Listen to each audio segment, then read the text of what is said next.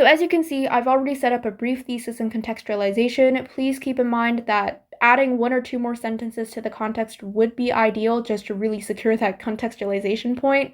I only briefly wrote it because this is not the main point of this video, but pause if you need to read. Alright, so now that my main claim is set up, which is essentially that technological advancements helped develop economy and commercial trade, I need some evidence and reasoning to back it up.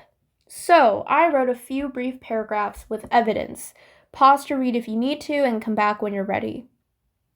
Okay, so what did you think about it? Because there's a pattern that I want you to see. Well, okay, first of all, I'm setting up my main points by connecting it back to the thesis through my topic sentences, which are highlighted in green. I hope you didn't forget about this, because I, again, also cannot stress this enough. But then, I'm providing specific examples as my reasoning. Notice how I'm naming things like the Silk Road, the Caravan, or the astrolabe. These are very specific, but I'm also talking about what they specifically did and how they affected one another. That's specific enough. And again, I'm using it to relate it back to the prompt and my overall thesis, my overall argument.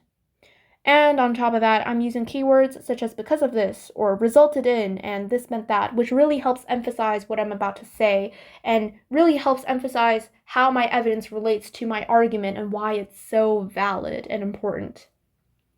But the most important pattern, for this video especially, is that I've lined my paragraphs up chronologically in the order of its most importance. This is very typical when you're doing something for line of reasoning, especially up until high school.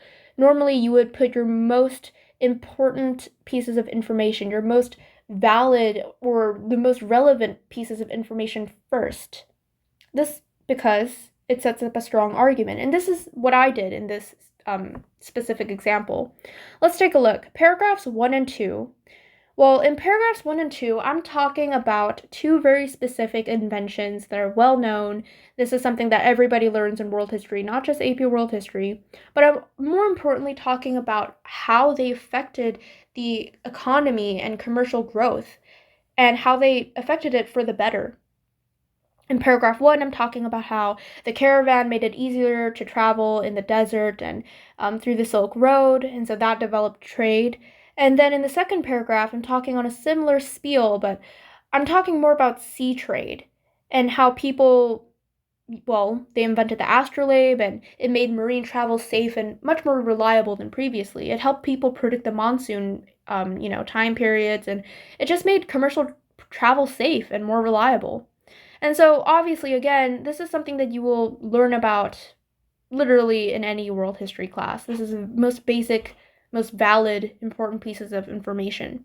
But then let's look at the third paragraph. In the third paragraph, I'm talking about, well, to quote myself, such advanced forms of technology also helped bring, at the time, civilizations with lesser power, such as the feudalistic Europeans, to globalization, and increased economy or power. So that's kind of interesting, right? Because I'm talking about, well, in the first two paragraphs to my argument, I was talking about and naming specific examples and specific inventions that helped increase commercial growth and trade during this time period.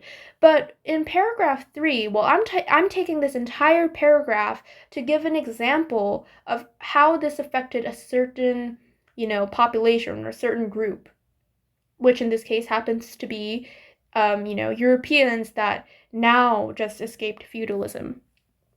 And so this is interesting because, again, 1 and 2 has the most important pieces of information that any AP World History reader will be looking for if such a similar topic or prompt was given to you. Obviously, you would need to mention, important things like the astrolabe, the compass, and how all these great inventions really helped strengthen the global economy at the time. But then, like I said, you don't just have to mention the astrolabe. You don't just have to mention the compass or the caravan.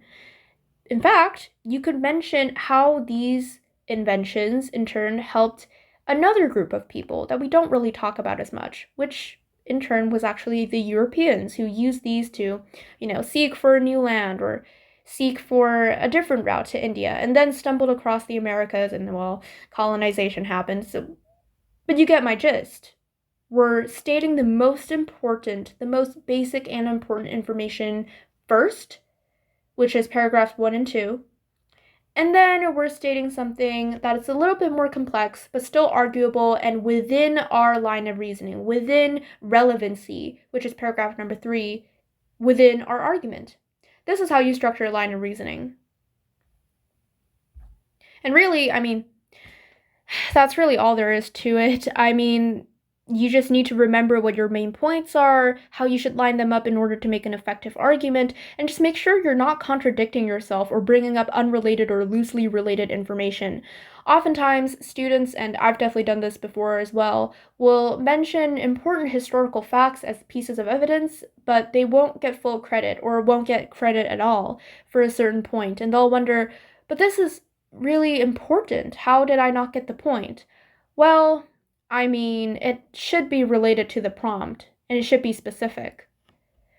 Anyways, I really want you to practice making a good line of reasoning when you have the time. So, I've prepared a non-history prompt for you solely for the purpose of practicing, building an actual argument with evidence. I highly recommend writing this down somewhere or talking about it with specific examples to others, whether it be your friends or family, and ask them if your argument was understandable. If was it easy to follow, and most importantly, if it was logical and made sense. Was it convincing? Did it have any, contradictions or logical fallacies?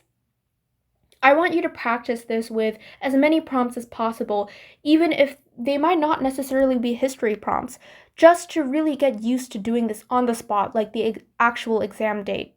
And that's pretty much it for today. Good luck with your practice, and I'll see you next time.